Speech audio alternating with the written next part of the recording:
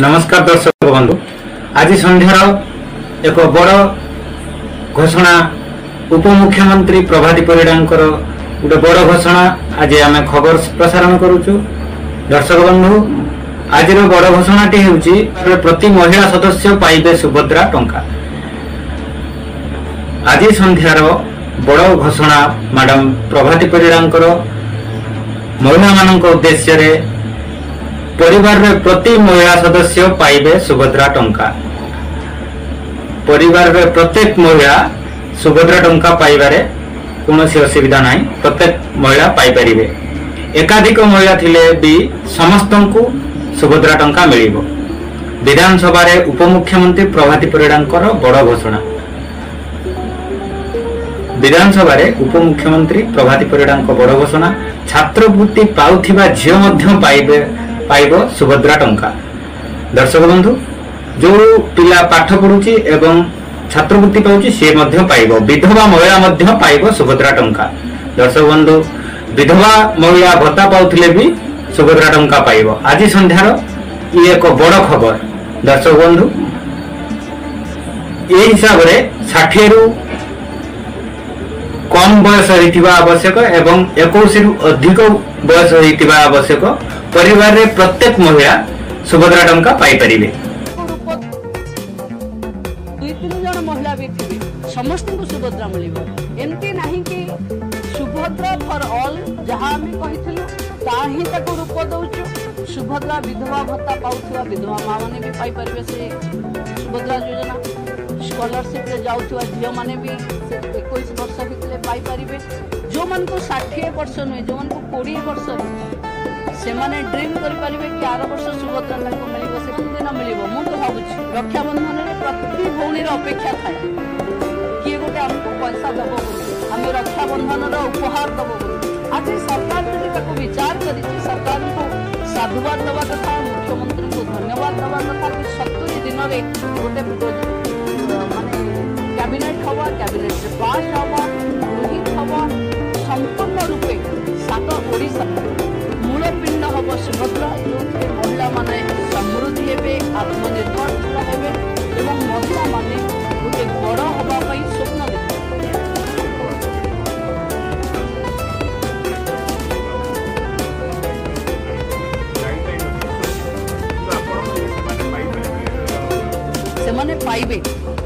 सेमाने पाइबे जो छात्री माने भी पाउचंती से माने भी सुभद्रा योजना रे शामिल हेबे। देखंतु जो माने विधवा मां माने जो माने भत्ता पाउचंती, मुख्यमंत्री कंसर्न थिला कि से मां माने सबठु अवहेलित और असुविधा रे थिबे, असहाय अवस्था रे थिबे, तेणु तांको सुभद्रा दिया जाऊ, वंचित करा न जाऊ। तेणु सुभद्रा तांको भी मिल जब आवेदन मारन देखो मिलिबो तो सेप्टेम्बर 17 रे रुपया कार्ड रे मिलिबो, सुभद्रा कार्ड रे मिलिबो। माने डीबीटी हबो, डायरेक्ट पैसा महिला खाता को जीवो, ना थिबो बाट मरना, ना थिबो मध्यम पक्षर भय। तो दर्शक बंधु, एथि पई आवेदन पई आपण निकटस्थ अंगनवाड़ी केंद्र एवं जनसेवा केंद्र, अंगनवाड़ी केंद्र रे फॉर्म उपलब्ध मिलिबो।